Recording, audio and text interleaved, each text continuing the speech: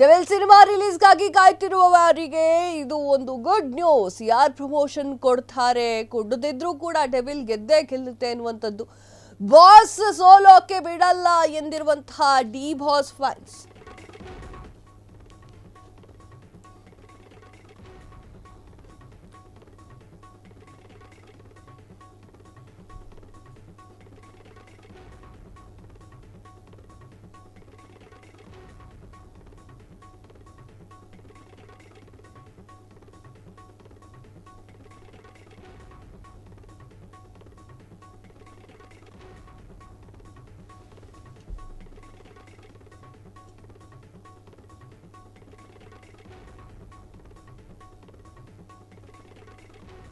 Devil cinema ರಿಲೀಸ್ಗಾಗಿ ಕಾಯ್ತಿರುವಂತಹ D boss fans ಯಾರು ಪ್ರಮೋಷನ್ ಕೊಟ್ಟರು ಕೊಡದೇ ಇದ್ರು ಡೆವಿಲ್ ಗೆದ್ದೇ ಗೆಲ್ಲುತ್ತೆ, ಬಾಸ್ ಸೋಲೋಕೆ ಚಾನ್ಸೇ ಇಲ್ಲ, ಬಾಸ್ ಸೋಲೋಕೆ ಬಿಡೋದಿಲ್ಲ ಎಂದಿರುವಂತಹ ಫ್ಯಾನ್ಸ್ ತಮ್ಮ ಫೇಸ್ಬುಕ್, ಇನ್ಸ್ಟಾಗ್ರಾಮ್, ಯೂಟ್ಯೂಬ್ನಲ್ಲಿ ಅಭಿಮಾನಿಗಳು ಪ್ರಮೋಷನ್ ಮಾಡ್ಕೊಳ್ತಿದ್ದಾರೆ.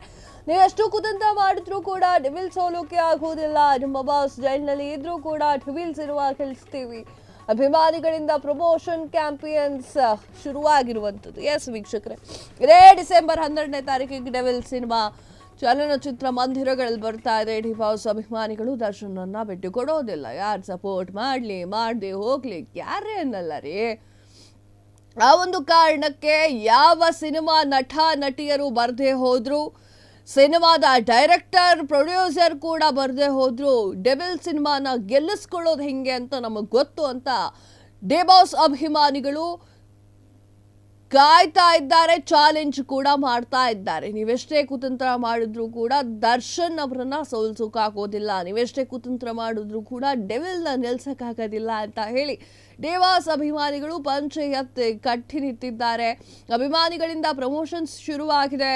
ಅವರು ಸ್ಟೇಟಸ್ಗಳಲ್ಲಿ ಅಪ್ಲೋಡ್ ಮಾಡ್ತಾ ಇದ್ದಾರೆ ಡೆವಿಲ್ ಸಿನಿಮಾದ ಅಷ್ಟು ಅಪ್ಡೇಟ್ಸ್ಗಳನ್ನ, ದರ್ಶನ್ಗೆ ಶುಭ ಹಾರೈಸ್ತಾ ಇದ್ದಾರೆ.